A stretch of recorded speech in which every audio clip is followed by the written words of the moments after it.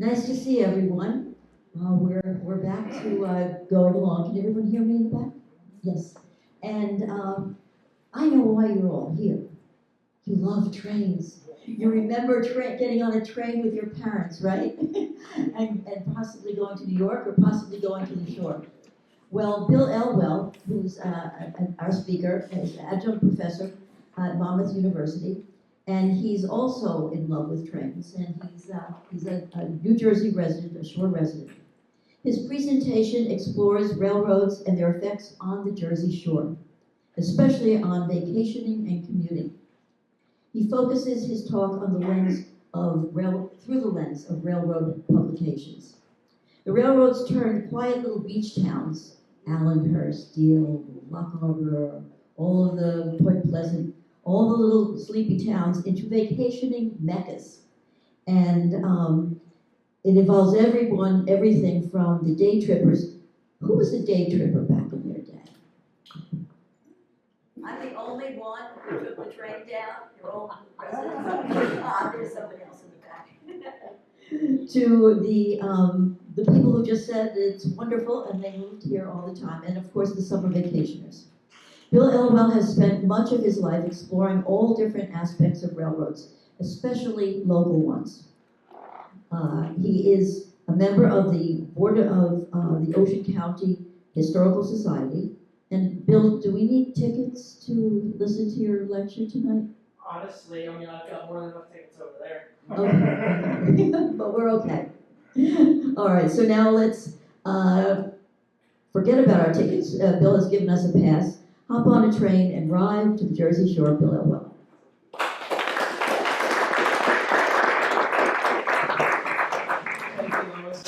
If I talk without, can everybody hear me without the microphone? Is this? Yeah. Okay, I tend to walk around as I do this, but I'll leave it by me in case. Anyway, yeah, thank you all for coming, seriously, and thank you all for supporting the Ocean Township Historical Societies, who very graciously allowed me to come. Lois, you kind of took everything out of my mouth that I was going to thank you very much. Yeah, so I am, just a very brief little bit about me too, is I am a Point Pleasant lifelong resident. That entire time my parents were very big into railroads, so that kind of spooled it up. I'm a Monmouth University two-time graduate and now on faculty with the history department there, and did all of my undergraduate and graduate and postgraduate research, so like I do nothing else in my life. It's a little sad. But yeah, this is the result of this. I have a publication coming out soon, hopefully, as soon as I get here back from New Jersey Studies, and maybe a book, we'll see.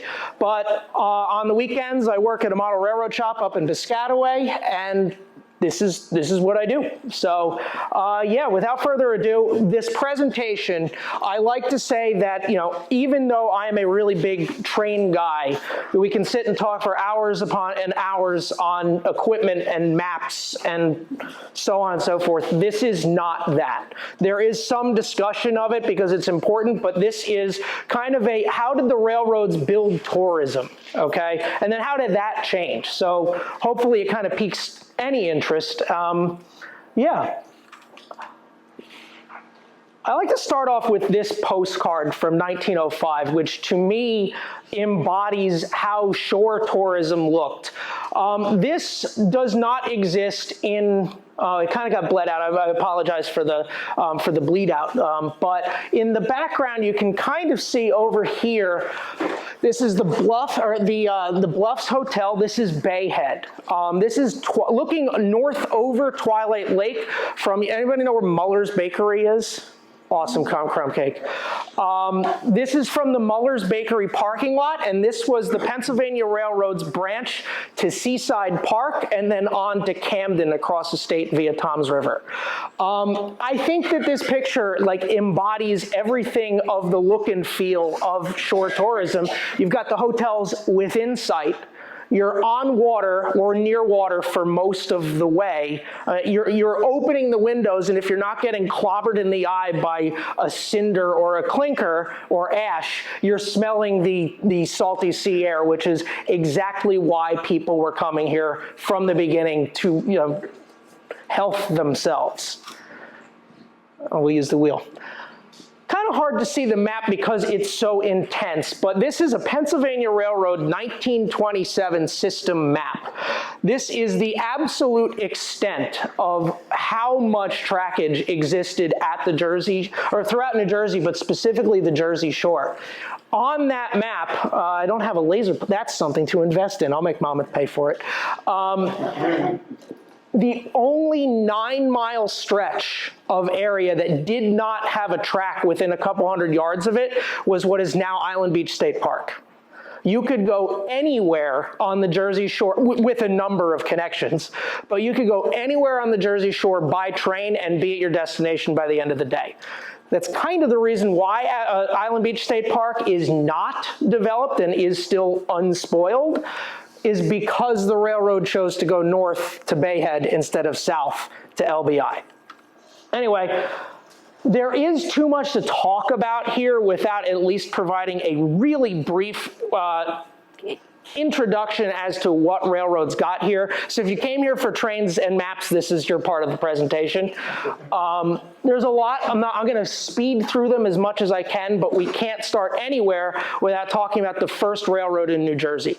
This is the Camden and Amboy Railroad, which was chartered in 1830. It's the first railroad in the country to carry passengers, and it's like the second railroad in the country altogether behind the Baltimore and Ohio in Baltimore, Maryland. Thing about this is a time in American technological and American growth that railroads are brand new. The first steam locomotive was built in England within the decade before this, and at this time in America, you have millions of dollars in 1830s money being spent on building canals throughout. You got the Erie Canal. With this one, this company is chartered by the state legislature as two halves of the same whole. You have the Delaware and Raritan Canal and the Camden and Amboy Railroad, which, both their goal is to move stuff between Philadelphia and New York. Canals can carry a lot of stuff at this time. The problem is that they're costly to build and they freeze over in the winter. So you're realistically only getting to operate them from, let's say, March till, let's say, December. There's a bunch of time in there where you can't move them. Railroads, brand new technology, they're exploding on the track. Anything that you can decide happens to you is happening to you on a train. But they can be run all year round. They're a lot less costly to build. And they're cool, right? They're new. We've had boats for thousands of years. Like this thing is moving on its own. We can get behind this. To that end, the state subscribes a couple 100,000 shares, if not millions of shares, of the canal part, and maybe 100,000 shares of the Camden and Amboy Railroad.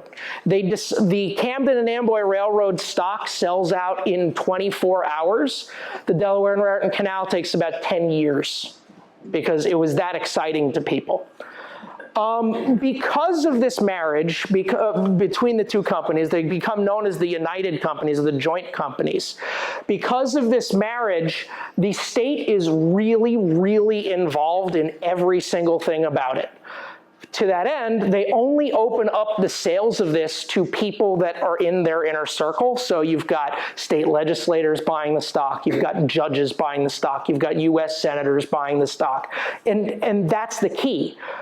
They also write into the charter and into state law that no new railroads can be built within 3 miles of this railroad, and no railroads can be built at all that serve the New York to Philadelphia corridor.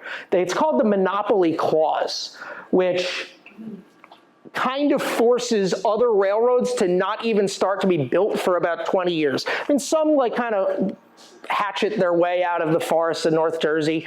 The first one that really gets involved, especially in our area, especially in our area here, is this one, 20 years after the fact.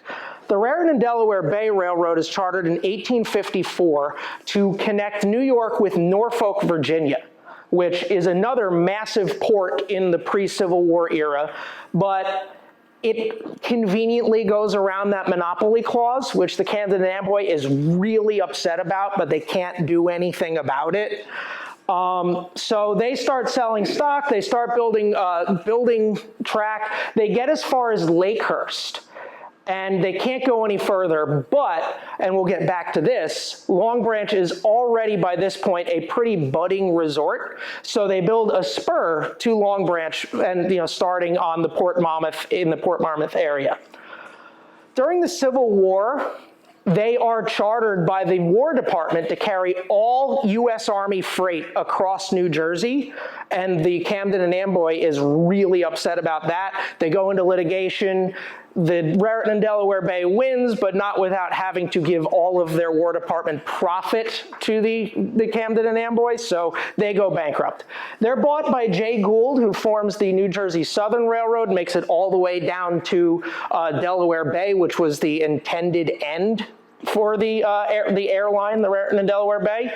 It makes it there, panics and financial difficulties in the 1870s kill that. They're bought by the Central Railroad of New Jersey, who is a major player for the next 100 years. They build some other branch lines. The Long Branch and Seashore is a really major one, which if you have thought of that before, that's the one that's now the Henry Hudson Trail.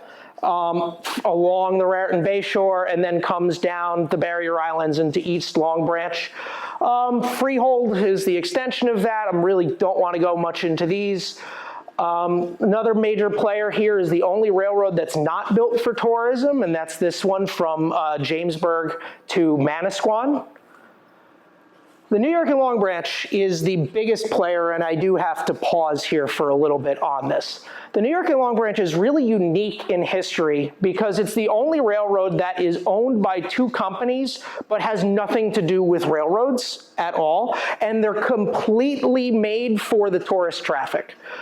This is another good map of this just to show the different connections, but this is an excerpt from Railroad Magazine, which was like from the 30s to the 50s. It was a crappy pulp magazine that had maybe one historic article in it and then maybe 30 pages of lingerie ads. But every history article that they published was really good. So they, in the July of 1952, very conveniently placed because it's the height of the tourist season, this is an excerpt from it where they talk about the New York and Long Branch, which is in effect a highway department for the Central Railroad of New Jersey and the Pennsylvania Railroad. They're two owners. It provides the track, crossing protection, stations and agents, dispatching, and some servicing and switching for the 44 passenger and 4 freight trains of the Central of New Jersey, and for 39 passenger trains and 4 freight trains of the Pennsylvania, which move over its rails in whole or in part on a typical weekday in midsummer. There are hundreds of examples of joint use of track in this country, but few or none in which the owning company runs no trains, yet issues tickets and timetables in its own name and maintains its own dispatcher, agents, and track forces. A railroad exists making profit off of carrying stuff, not people. We are the afterthought. And you see that with New Jersey Transit every day. If any of you commute, it's pretty awful. You carry more, if you're on the track, and if you're on Amtrak, say to Florida, your train gets moved over for whatever freight train is passing. It is the exact opposite here at the Jersey Shore. I mean, in those numbers, 44 plus, I don't do math. Can someone do the math for me? 44 and 39. 83 passenger trains per day. We're lucky now to get like 12. For commuters, 83 per day. And they had the priority. Freight had to run at nighttime to make sure that all this happened. This is all solely for the tourist trade. Anyway, moving forward, this is like the kind of sad stepchild of the Jersey Shore railroads. The Tuckerton is formed in about the same time as all the others, and Tuckerton is a major seaport in the 1700s, early 1800s.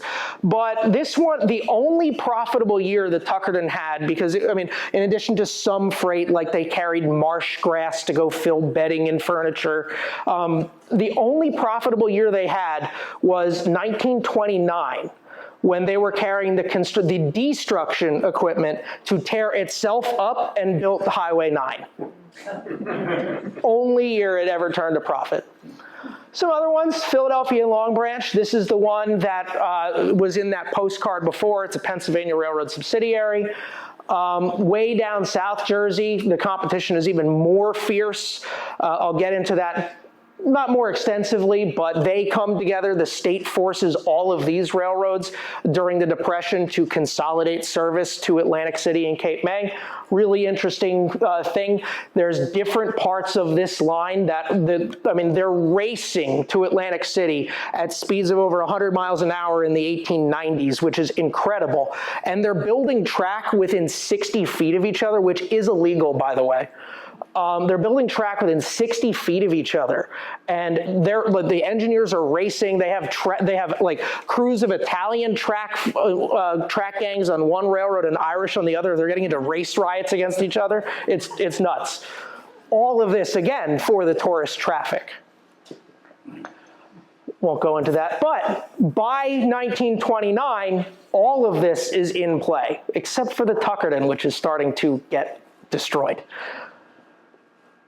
Now for the key part of this, the gist of this presentation is what was tourism? What did it look like? And again, if anybody, you feel free to go up and look at the timetables at any point during this presentation. Feel free to ask questions there, I really don't mind.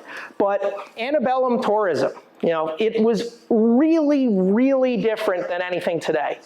This is Francis Silva's 1870 painting of the bluffs at Long Branch. And while it's like 30 years from the beginning of this argument, it really encapsulates what tourism looked like at the time. Everybody's wearing waistcoats. You've got your hoop skirts on when your dresses. It's 85 degrees in August and you smell.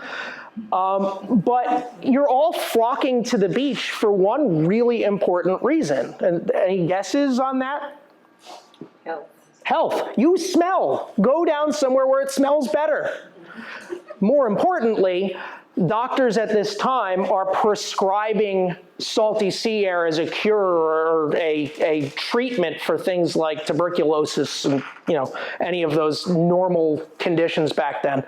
These things start getting published as early as the 1760s, with especially by this guy, Reverend Carl Magnus Wrangel, a Swedish Lutheran pastor from Philadelphia who's like an itinerant preacher, and he comes around to the Little Egg Harbor area, and in his writings, in his diaries, he starts talking about how healthful the benefits are, and the 3 people that show up at the inns are all there because their doctor told them to be there.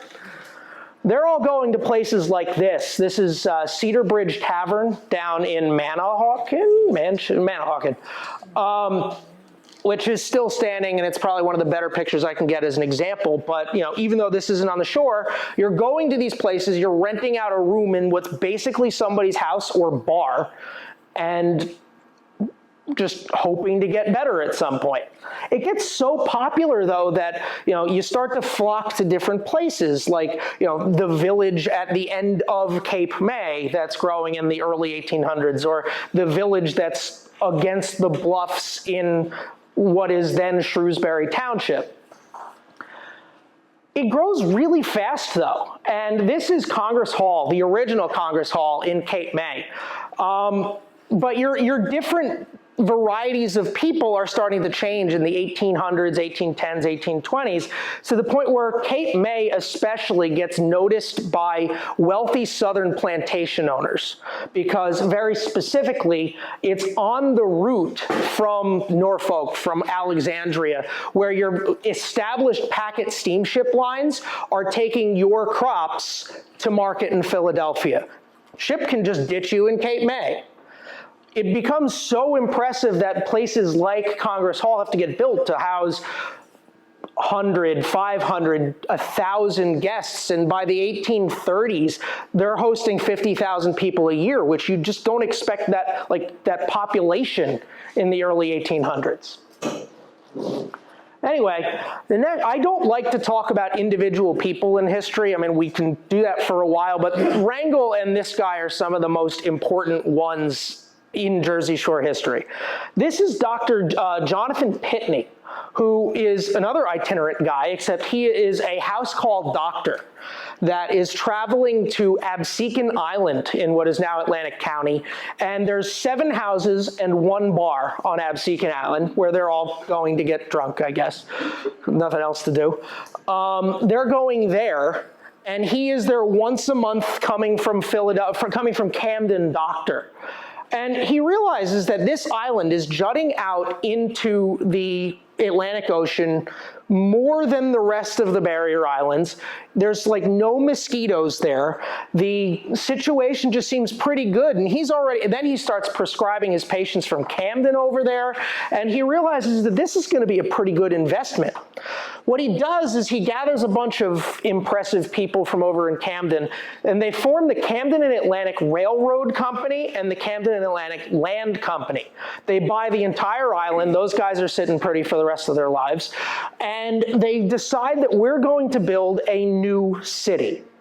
They call, in the press, they call it the El Dorado of the East. They decide to call it Atlantic City. Not much of a city in just sand dunes and 7 houses and a bar, but they very quickly lay it out, and they decide that they are going to vertically integrate, because now you've got all these Industrial Revolution terms coming into play. They're going to own every single aspect of bringing people and taking this vacation. You know, it's that good of I will prescribe you to come down to this island, and I will also collect your fare, your hotel, and your restaurant. Thank you very much. It's monopoly in the 1850s. What they do, though, is in building all of these hotels, the railroad, I mean, you know, 2 pockets of the same pair of pants. You know, the railroad is owning these hotels, and they're still catering to those wealthy people, the ones that have the money to go away for their health, that have the money to be able to leave their jobs for 4 months at a time to go spend this time in Congress Hall or Cedar Bridge Tavern or wherever you can get yourself. He decides in 1854 that I can make a destination, you know, people are already coming here, I can create this and own all of it. They also realize they make a lot of these hotels are listed as excursion houses and fire prevention. We'll come back to this concept in a minute, but railroad-owned hotels show up as late as the early 1900s. It's not the first time, though. This has been, I think it burned down, but the Baldwin Hotel on Long Beach Island was owned by the Baldwin Locomotive Works family, which is the biggest producer of locomotives in the world. This is another one of the excursion houses. That one's in Atlantic City. Oh, I'm sorry, it got so whited out.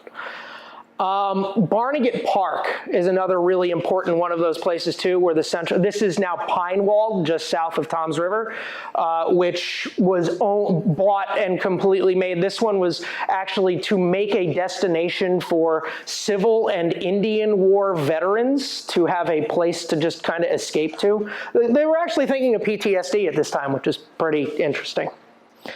Which brings to my favorite part of this presentation. Have you ever heard of, please hold, have you ever heard of either of these terms? I'm sure you've heard of one of them. Have any of you been the top one before? I'm so happy. I'm here with locals. This is great. I'll start with Shuby. Does anybody know what Shuby means or came from or? Just a South Jersey shoebox. Shoebox, South Jersey. Shoobies refer to at least in our modern parlance, they refer to South Jersey tourists, LBI, and south of LBI. If we go back to the map, the Pennsylvania Reading Seashore Line's territory of railroads. The idea comes from the fact that they brought their lunch, the commonality that they brought their lunches in shoeboxes aboard trains like the Camden Atlantics. And here's where the fact that it was so vertically integrated comes into play. Jonathan Pitney and company want you to spend every dollar of your multi-month-long vacation in their places, right? But now we have a new social class that's growing in the 1850s, 1860s, and that's the middle class. You know, these people that are working at the exploding factories around the Northeast that now have a little bit of money to spend. And what do people with a little bit of money do? They try and emulate what the people with more money than them do. So they decide it's disgusting in this factory. I'm working 20 hours a day. I get 1 day off a week. Let's go to the seashore and figure out what this salty air is doing for people. So they decide, all right, well, you know, the train's cheap enough. We can go down, I hate that term, down the shore. We go down the shore. I'm going to throw up. We're going to go there and we'll just spend a day at the beach. You know, we can be back in time for work tomorrow morning. We can do this cheaply. We can pack our lunches in shoe boxes. It becomes really derogatory. The railroad kind of like lights the fire under this term to be like, oh, those disgusting shoe. You know, you can tell that they're poor because their lunch is in their shoe box. Problem is that, you know, being negative to a group of people is usually not a good sign for a company. And we'll finish up this part of the discussion after we tackle the Benny part. But Benny, what does it stand for? Edison, Bayonne. Good idea, but no, it is Elizabeth. Oh, Bayonne. Bayonne, Elizabeth, Newark, New York. Bayonne, Elizabeth, Newark, and New York. Right. So there are many different suggestions circling around this concept. You've got the Benjamins, you know, the Bennies and the Chains coming down and whipping out Benjamins at DJs or something like that. The health thing, the benefits is another popular one, and we have a very esteemed member of the audience who was interviewed by the Asbury Park Press and other publications for just this subject. That article, however, is quoted as saying there was not a railroad that ran between all those destinations. The idea behind it being an acronym and entering parlance, my suggestion here would be that it comes from specifically luggage tags. You know, there's a million towns that are served by the railroads up in that area, and they're all funneling into the blue, the New York and Long Branch. You have the Pennsylvania Railroad going up to what is, you know, this line still exists. It's the coastline if you're taking it to the city. This is what takes you into Rahway Station and then all the way to New York Penn via Elizabeth, Linden, Newark, New York, Penn. The Central Railroad of New Jersey owned a little bit, you know, half owned the New York and Long Branch too, but they went up what is now called the Chemical Coast. You can also call it the Sound Shore Branch, or the Perth Amboy and Elizabethport to Bayonne, Elizabeth, and Newark, and then on to Jersey City.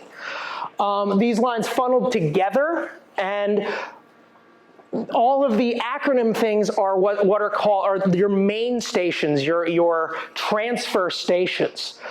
As you are, also a Hoboken reference was in there. Hoboken was the headquarters and main terminus of the Lackawanna Railroad, which did not come this way. You could transfer in at any of these major stations.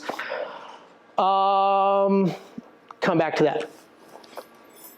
Luggage tags. As you're walking down a passenger car, if you didn't put your major luggage within the baggage car, or if you're walking on the station platform, if you're taking a connecting flight somewhere now, your baggage tag does not have your origin point, and if it does, it's really tiny. What it does have is your destination and your transfer point. So if you're flying to New York to LA with a stop in Denver, it'll say DEN and then LAX on it. B for Bayonne, E for Elizabeth or Elizabethport, N for Newark, and NY for New York. It doesn't matter where you're coming from, you are ending up being routed through one of these places to come down here. And from there, you're walking through, you've got crews of all these trains who are usually local guys. I mean, the most famous New York and Long Branch engineer is a street named after him in Point Pleasant.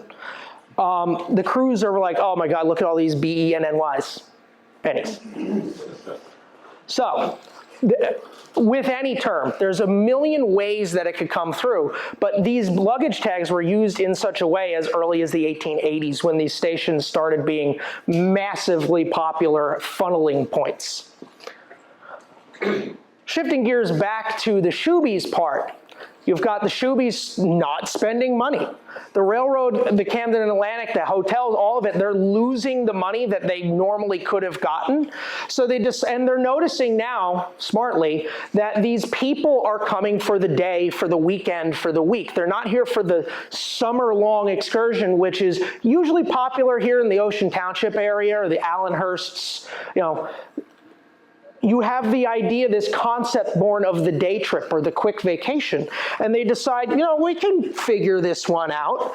They take a very one-off page out of Thomas Cook in 1840 in England, and they decide that we can start the excursion fair. The excursion fair, if you go and buy a ticket from one of those vending machines now, which I hate, I want to talk to somebody. If you go there, there's no date on it. Right? You can hypothetically, well now they expire, but you can hypothetically use that ticket whenever, right? And if you're buying this ticket between, let's say, Point Pleasant and Asbury Park, which is my usual trip, you can hop off in Belmar. Nobody's going to stop you, right? The excursion fare is different, where it's valid, it's like 10% cheaper, but it's only valid on a certain range of days, and it's only valid between two stations, so you might get thrown off if you're not on the right station. The excursion fare is so popular because now you have just made this more affordable to the people who are trying to have an affordable vacation. And it kind of like forces people to go to all these new resorts that are starting up and down the Jersey Shore. Like this one I found in an antique store somewhere. Why is somebody taking an excursion from Spring Lake to Seaside Park? Like, I don't know. Maybe it's a little quieter, who knows?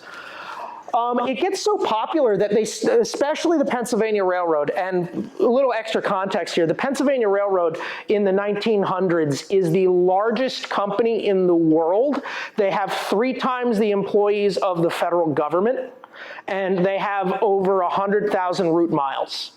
They go from Montauk all the way to St. Louis and a little beyond that. So they have a really, really wide range captive audience that they can advertise, and they advertise the Jersey Shore and the excursion fair all over.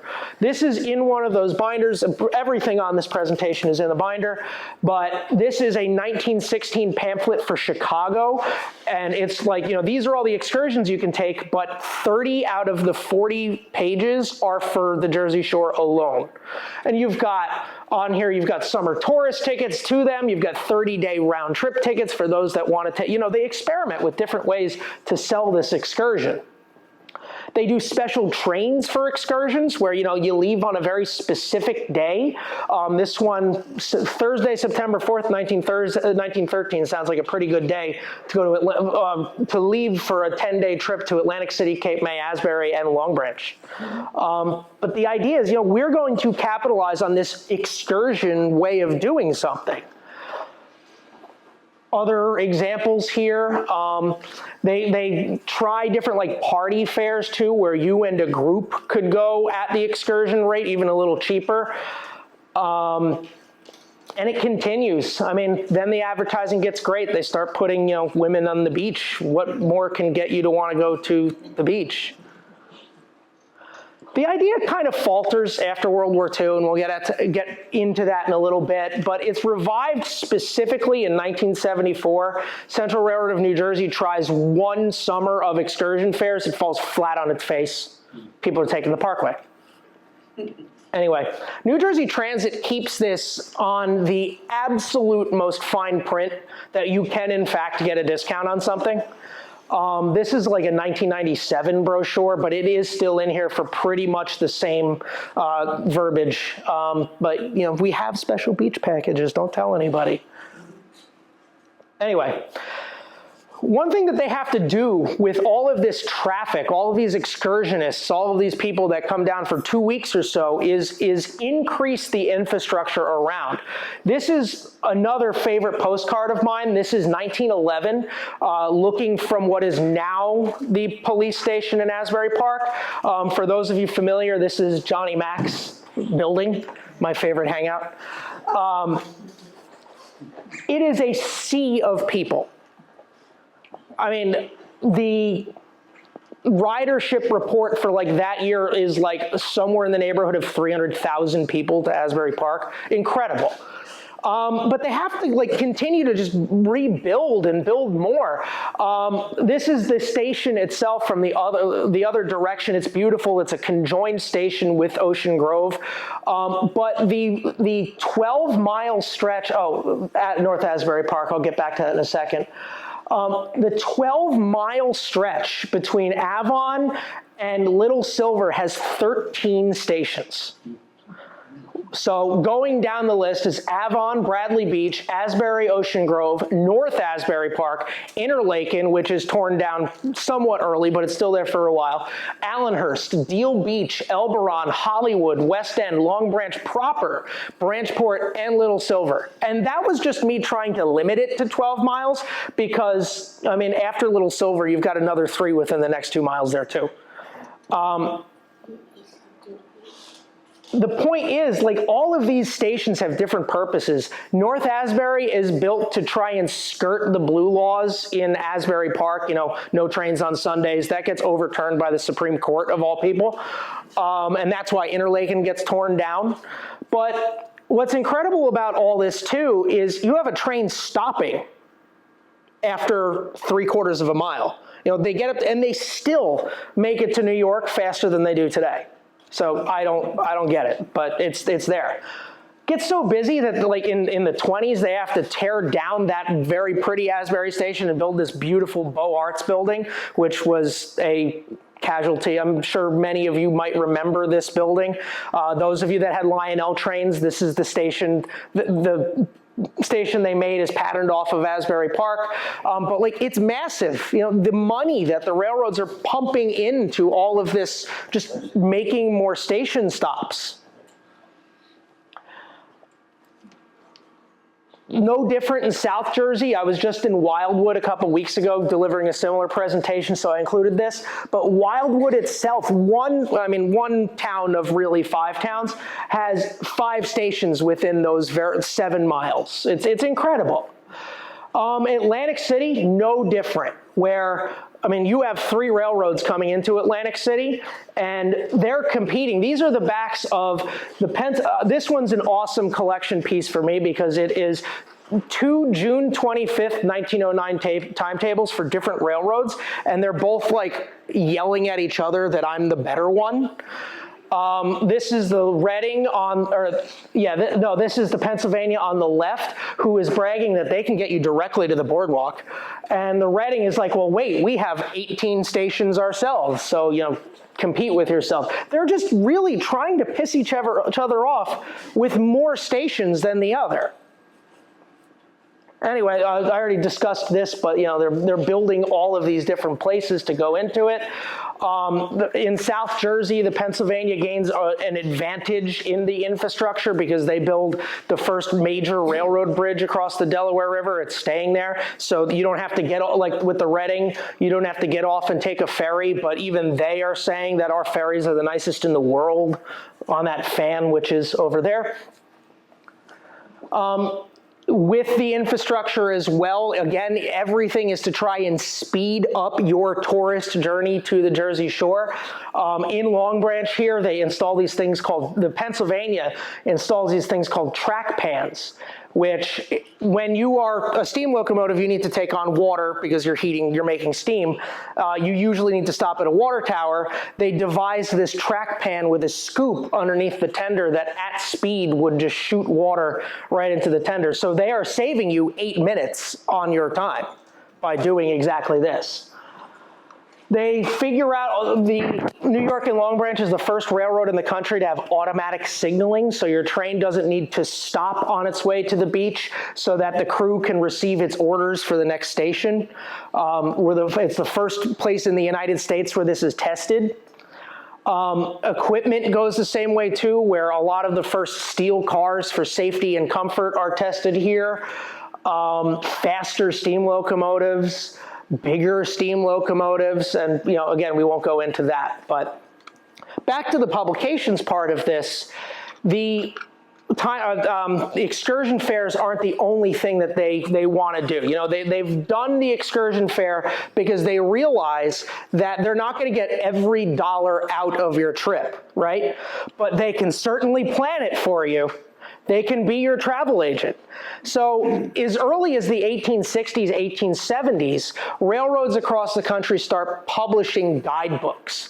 One of the earliest is for the brand new Transcontinental Railroad from, across the country in 1869. But the Pennsylvania Railroad picks up on that really, really quick. And remember, their advertising base, their ridership is so much bigger than their competitors. So they start pretty early making these excursion routes, again, with the excursion fairs. And this is like 200 pages long. And within these books, and here's a great highlight for Long Branch specifically, they give an explanation of the town. They give your excursion fares and what they would be. In some of the places, they might say, attractions here. They talk about the original Monmouth Park. They talk about the beach. The beach at Long Branch is famous for its natural grandeur as well as its artificial attractions. Take that as you may. The information that you need as a tourist is right here, with the understanding that, I'm providing this information for you. You probably should book through me. They continue, even tiny little things. Barnegat is nothing more than a village at this point, and they're still running 3 separate excursions for it. They continue this. The guidebooks go on for maybe 30 years at large, where it's the whole system, but by the early 1900s, the Pennsy realizes that there's so much attention for the Jersey Shore routes that we need to publish our own annual New Jersey Shore Resorts guidebook. They hire the best artists for it to paint these elaborate maps, and moving forward to, that was that 1916 one I mentioned before for the Chicago thing. But they hire the best artists that show every single thing that you could do at the Jersey Shore. And the thing about these Pennsy ones is they're really, really emotional. They're gonna make the money on passenger service regardless, but they want you to yearn for this Jersey Shore excursion. They talk about the attraction of the beaches, the activities that you can do on the tennis courts, or gunning, or, which is duck hunting if you're unfamiliar. Anything that you can do, the grandeur of the beaches, the swell nature of the hotels and the hospitality of the few locals that are here. This one is pretty interesting specifically because this is a stamp. It's a station copy for Milwaukee or Minneapolis Milwaukee Station, the Milwaukee Railroad. So this one was mailed all the way for another railroad to use in its advertising, like through service as far as the Midwest. Again, though, each issue, each year, it's always this like brand new scene of what the Jersey Shore has to offer, almost always with like an attractive woman on the cover, because same concept. You can ride horses on the beach and golf and look at the New York City skyline if you really want to be reminded of where you just came from. By the 30s, they're still doing it. Less money to do so, but, I'm enticed to come here. By World War II, everything has to change. The railroads, like pretty much every other company in the world, are now completely devoted to wartime service. And the Jersey Shore resorts are just as commandeered, we'll say. Asbury Park specifically is used by the British Royal Navy as a rest and relaxation place, especially the Berkeley Carteret, for Royal Navy sailors who are having their ships outfitted in Kearney. There's the National Guard base in Seagirt, there's Fort Monmouth, there's Camp Evans. The Atlantic City Boardwalk is taken over by the Army Air Force as Camp Boardwalk, and they're doing marching up the boardwalk. It's pretty cool.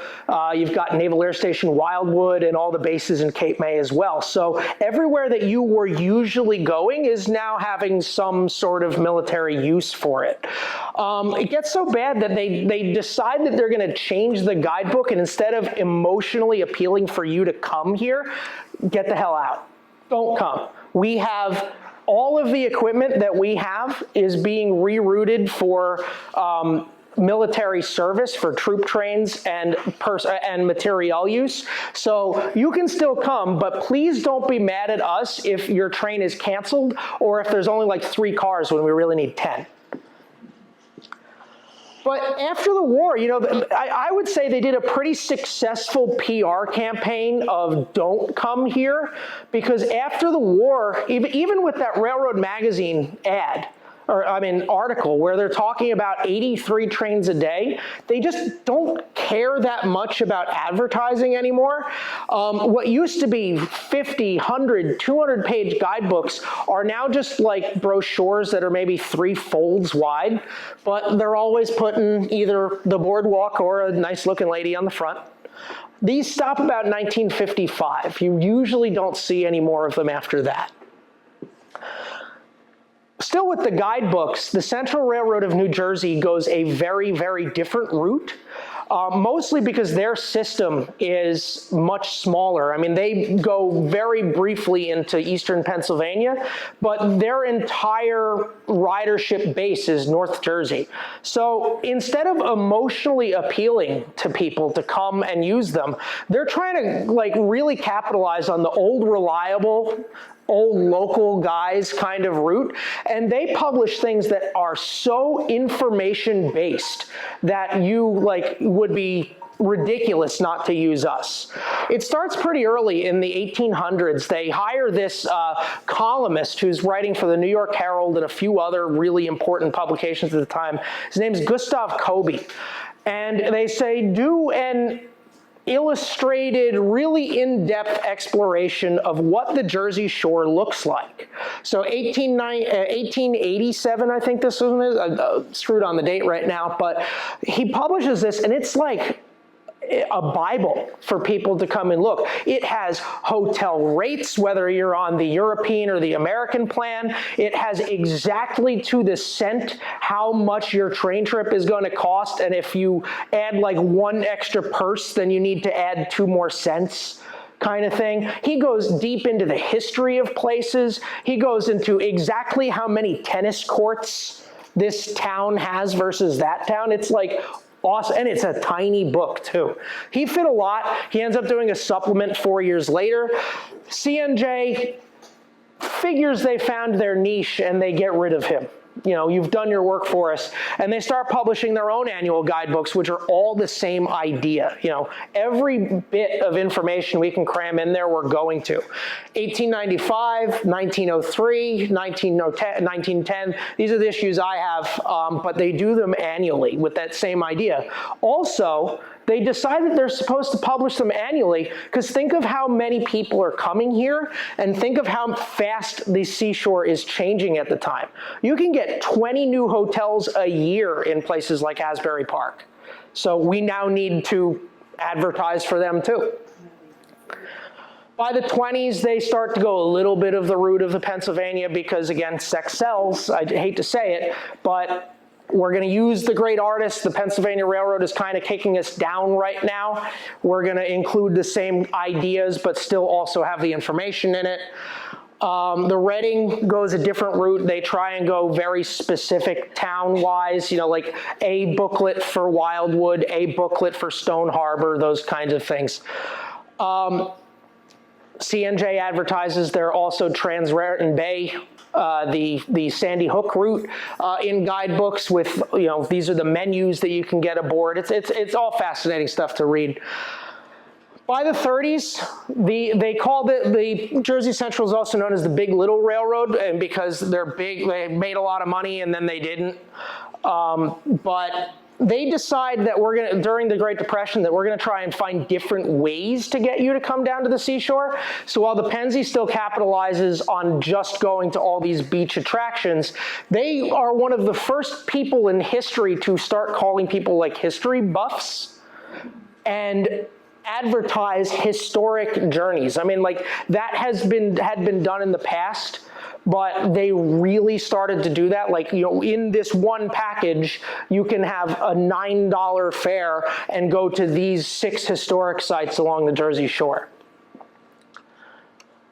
At the same time, though, you're starting to get different advertisements for, like, the war effort. So, I mean, you've got Atlantic City, and this one is, you know, so. Guidebooks for other parts. You know, the Jersey Shore was so important to them that they start advertising side trips. So here's the 3940 World's Fair, which obviously it's in New York, so it's close by. But while you're at the fair, you might as well come down the Jersey Shore to Atlantic City and, you know, take a load off for a little while.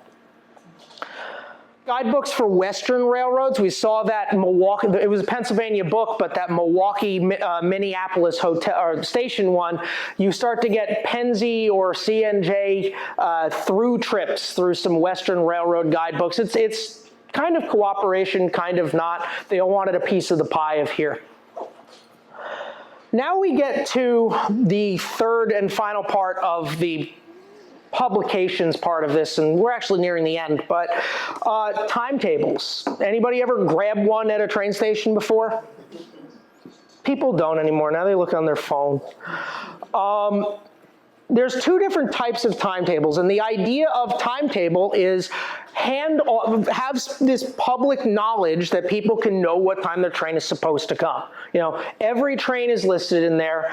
Some other important passenger information is listed in there too, but there's 2 different types, and that is the system timetable, which lists all of the major trains throughout the entire network, and also the local timetable, which is usually the one line. Like, if you're going to look at a New Jersey Transit timetable today, it would be the North Jersey Coastline timetable as your local one.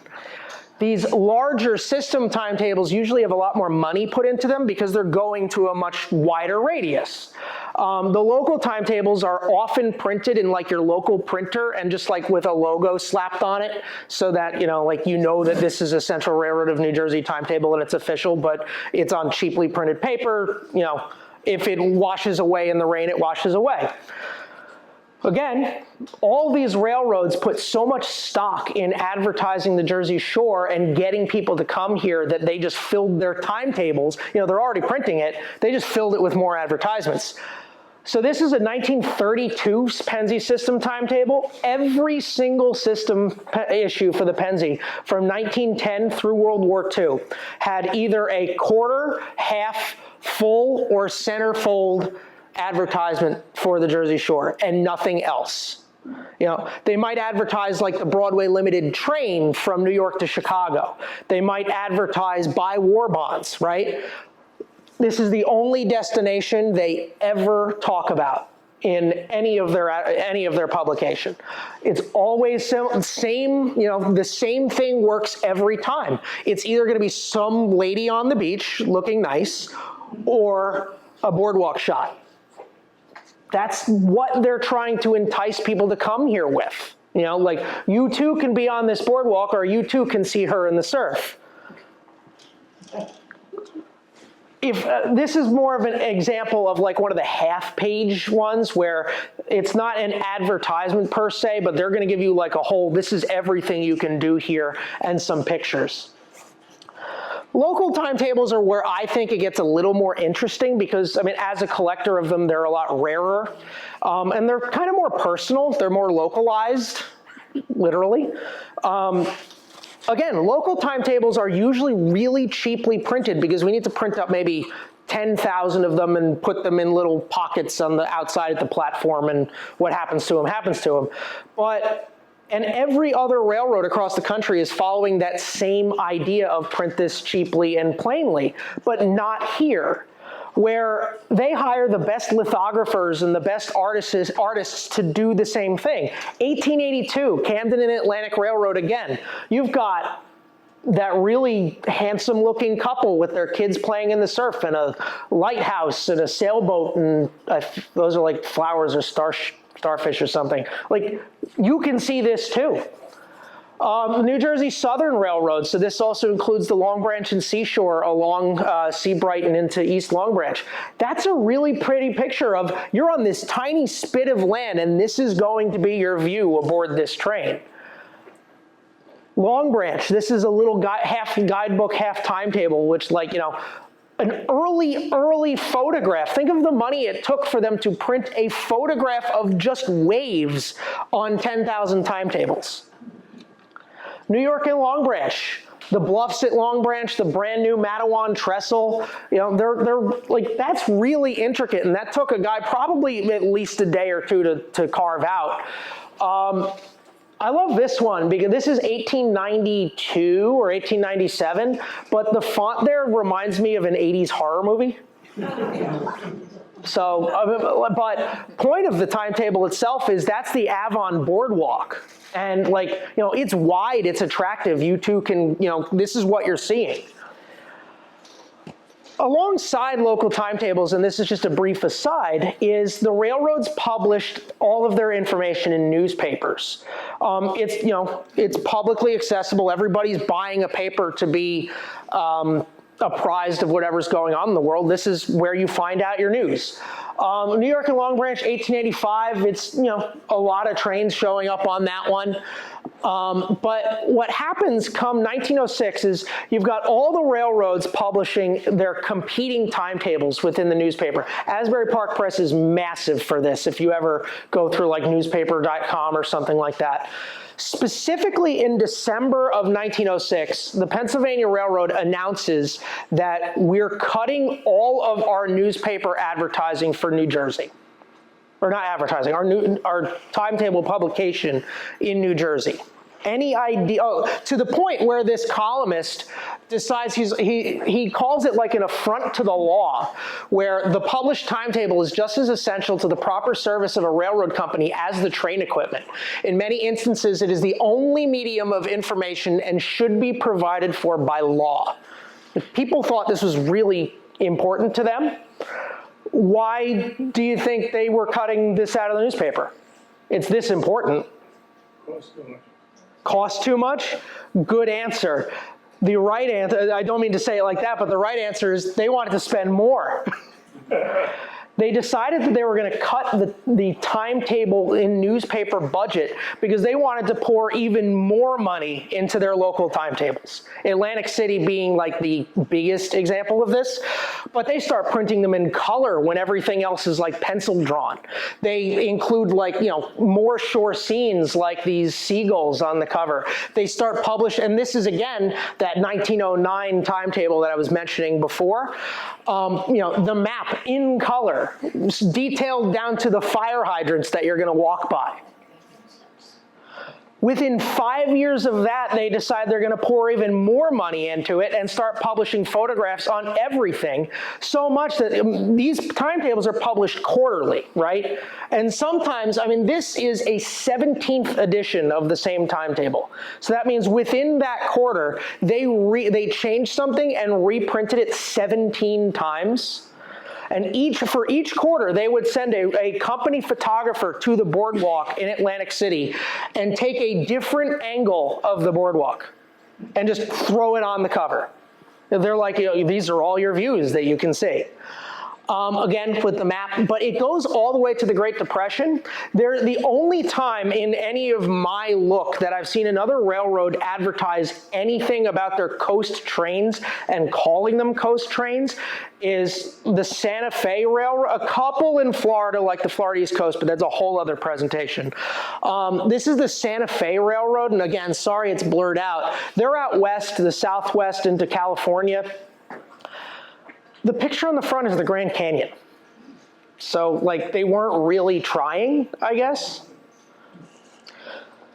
Cool thing though with these local timetables is they do a lot with the steamship service that exists across the bay and into Long Branch as well. The boat train service. It's something to brag about. Pennsylvania Reading Seashore Lines down South Jersey does the same.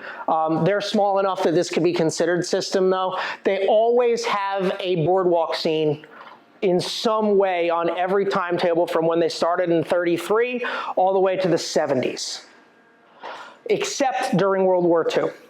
And again, like we were saying with the guidebooks, with the excursion fairs, all that kind of stuff, World War II changes the narrative here at the Jersey Shore. You see it in the timetables.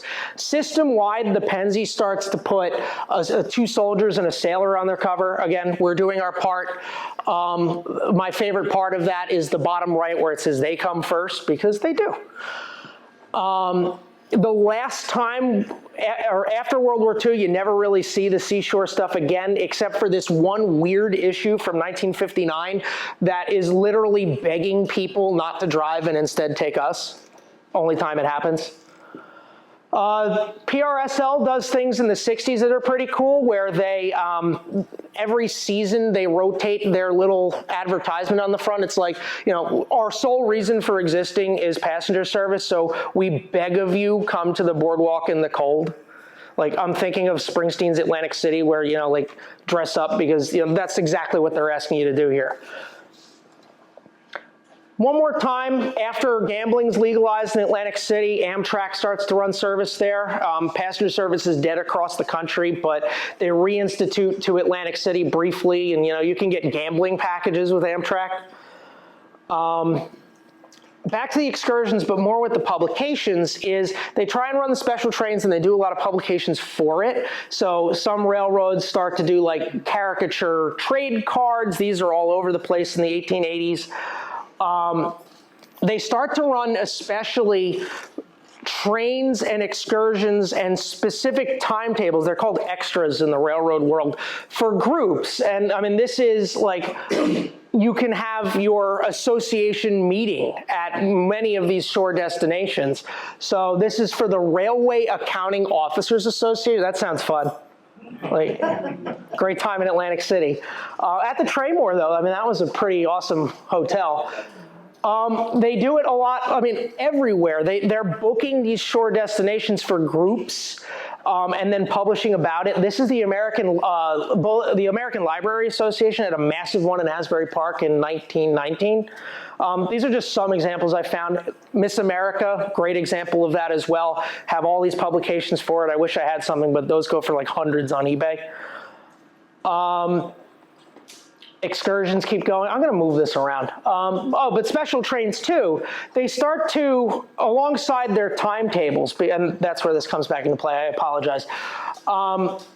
Where they start to bring things back into play is by making sure that they're calling trains different things and really advertising for the different benefits that you're going to get aboard. They start, like, Pullman service is the best kind that you can have in the country with all the amenities. For longer trips, it includes a sleeping car. This is the Asbury Park Press in 1924, where they're telling ladies to come and go shop in Asbury Park. You get a club car on the train. Most famous is the Blue Comet, which had its massive publishing campaign. I'm not going to get too into the Blue Comet because that is its own presentation and someone probably could do it better than I did. But they branded the hell out of this one. The train gets painted blue. They have like little, you can't see it in there, but it's in the binder. They have like everything down to your disposable drinking cup is branded Blue Comet. And that is the colors of my presentation, or the 3 Blue Comet colors. Pennsylvania, not to be outdone, comes up with their own idea, the Nellie Bly. The key to the Blue Comet is that it's an all-coach trip between Jersey City and Atlantic City with all of the amenities of a parlor train at a coach price and express speed. Pennsylvania names theirs the Nellie Bly in competition with this one because they want to also have that kind of service, but they name it after Nellie Bly, who was a reporter who went around the world real fast. The problem with the Blue Comet as opposed to Nellie Bly is the Blue Comet was instituted with all this investment in the spring or the late summer of 1929. So they had like 2 months before everything went away. The railroads do this, though. You know, they have these special trains and advertisements for them, and it's published in timetables where, like, local trains usually just get numbered, you know, like train 602 to Long Branch kind of thing. In all of the timetables, though, the Pennsylvania and the Central of New Jersey decide that they're going to continue this marketing concept, and they name every single train along the Jersey Shore with something Jersey Shore related. So it's real small, but we've got names like the Boardwalk Arrow, the Jolly Tar, the Cruiser, the Seahawk, the Dolphin, the Flying Cloud, the Fisherman Special, the Resorter. Hundreds of trains all get these names and listed in the timetable as just another reason for you to want to get down there, down here. And then everything changes. You know, that issue, this is a 1941 timetable.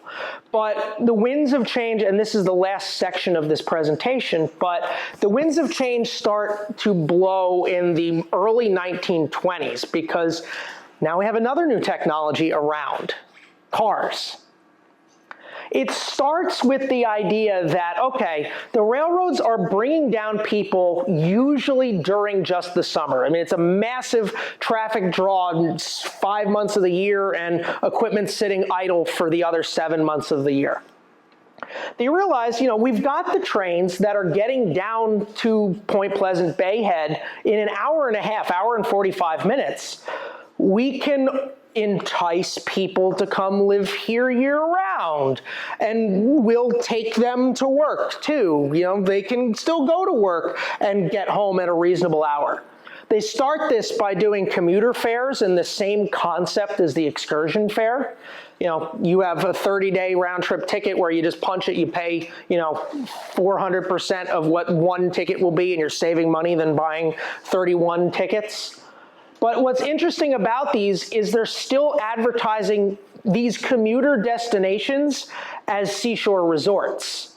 You know, they're still really hoping for, you know, that's their main focus. Keeps going into the 30s, but then you have the cars come into play. You have the Public Utilities Commission and the State Highway Department going in and funneling all this money into the state highways. What's weird about, well, not weird, but what's interesting about every one of these highways is it follows one of the railroads because, you know, let's compete. Railroads start to see the writing on the wall by 1933, where they decided they're going to start changing their timetables a little bit to be more enticing to commuters. In this Asbury Park Press article, the passenger superintendent for the Pennsy in this area said, we're going to start, you know, putting advertisements and information pertinent to commuters within the timetables instead of, you know, just listing every hotel or something like that. They also start advertising for you to live here in these timetables. Like, this is that same 1941 issue, and there's a new life in New Jersey. Work in the city, sleep at the shore, which is something that a lot of people have followed for 80, 90, 100 years. A new company is born in the late 1930s called Transportation Displays Incorporated. And what they do, their entire business model is they go to the railroads and they say, we'll publish a timetable for you, free of charge, as long as, you know, you provide the schedules, and we will sell the advertising space. Almost all of this advertising space is going to be something pertinent to the commuter traveling to New York, traveling to Philadelphia. So this is a 39 issue for Lakewood, Lakehurst, Toms River, all the way to New York. I mean, you've got Broadway shows on there. You've got Hopper's Restorative Cream for your youth. You know, things that you might have to show your wife when you come back from home, or maybe we can I can catch a show while I'm in the city for work. They get really popular with the local railroad companies, especially after World War II, because it's free for them.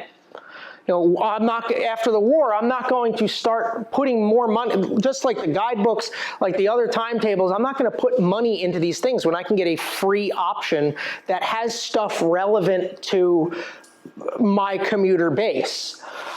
This one is for Point Pleasant. What's cool about these is they're very specific to each town. So you can get one that starts in Long Branch, you can get one that starts in Asbury Park, and get one, this one starts Point Pleasant Bayhead. This one is, I have to see the date again. This one is very special to me, not only because Callie's Dodge was a Dodge dealership 2 blocks from my house, but when my grandfather decided that he was going to move the family down from Irvington in the mid 60s, he stopped at the station in Point Pleasant, moving them to Brick, and this is the timetable he picked up. So this, I have to show this one off. But again, it's stuff relevant to him, except for that Dodge ad, because he was a GM guy. Seacoast Fuel and Oil, Shoreline Employment Service, all things that like somebody's gonna find interesting at some point. Great one for Asbury Park. Opening of Hello Dolly on this one. So for the Broadway people, this is a great one to have. Mamie, I mean, like that, my girlfriend does Broadway theater and everything, so this was a really big one for her too. The railroads continued to publish these things because they were official. They did have their own copies of the timetables. This is a great comparison because it's the exact same date, April 25th of 65. Remember these local timetables and the money even right before World War II that they're pumping into the drawings on them. But by the 50s and 60s, they're really plain. Just the herald or logo of the railroad. The Pennsy went all out this year and put a 64-65 World's Fair ad on there, which was big for them in the 60s. They were bankrupt for like 10 years at this point.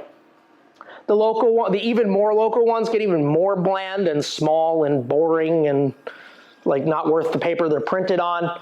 Equipment follows suit where they start to get hand-me-down equipment. I mean, if you commuted in the 70s, maybe you remember this and these breaking down all the time. Which is kind of really sad and ironic because like with the track pans, with the signals, everything like that, the Jersey Shore railroads 50 years prior to this were the pinnacle of technological innovation for the tourists. But by the 50s and 60s, they're now the bottom of the barrel of equipment for the commuters who they do not care about. Hand-me-down equipment also, this is the Manasquan River, Brielle Draw. When the state steps in the late 60s and says, this is a public service now, you need to start actually taking care of your stuff even though you're bankrupt. They end up buying a whole bunch of cars. I wish you could see the colors, it's a rainbow. Cars from out west because they were newer. The Great Northern Railroad's Empire Builder train from Chicago to Seattle was still in operation under Amtrak, but they bought a whole bunch of these and it was nicknamed the Jersey Builder. The problem with these cars was they still didn't care about commuters. These cars only had one door or one set of doors, so like commuters had to go to the one end of the car in Penn Station. It was a disaster. Bud Rail diesel cars are another example of this, like we're not really caring that much, we're gonna do this economically. It's one self-propelled car, you can hook up as many as you want, but you can go to all these different places, save some money. The state reroutes trains, I mean, to recircle from that Benny argument with the 2 lines coming up from Perth Amboy. In 1967, the Aldine plan now force consolidates these 2 lines into one to try and save some money. So now all trains are being routed into Newark Penn via this 1 line, and that is why there is, not this common recollection now of trains going up like through Bayonne. During the bicentennial, they get a little colorful again because, got to try that year, but after that they really don't. Down South Jersey, same deal. There's nothing really exciting about them. New Jersey Transit, when they take over, they start to like identify the different lines with different symbols. So up here we get the nice sailboat. So it started to work its way back in, but that attention that the railroads gave in their publications and their advertising has never, ever come back. I just like to talk about this very briefly as why the northern shore did become a commuter mecca and the southern shore didn't. And you can argue that it's because of the way the railroads built the track. Up here, you have one train that can make stops at all of those destinations. Down South Jersey, you have to have the trains come finger out, and that is not logistically possible to like gather commuters from all these islands and funnel them into one spot. So just an interesting tidbit. To move into the present day and maybe the future of what's happening with railroads here. Anybody remember the MOM project about 20 years ago? The Monmouth Ocean Middlesex project was this big push to try and return passenger service to Tom's River and the interior parts of the shore. It was beaten down by the state and what we call NIMBYs, not in my backyards. The NIMBYs would say, you know, go the other way. We want the train, but we don't want it in our backyard. And ultimately, they won at all the public hearings.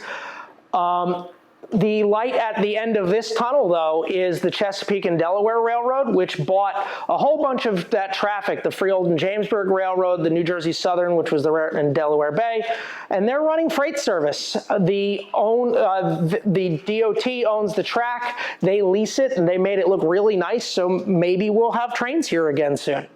You know, well, here we got them, but anyway, down south, you've got those guys doing the same thing, and that is all I have for you tonight. Thank you so much for coming.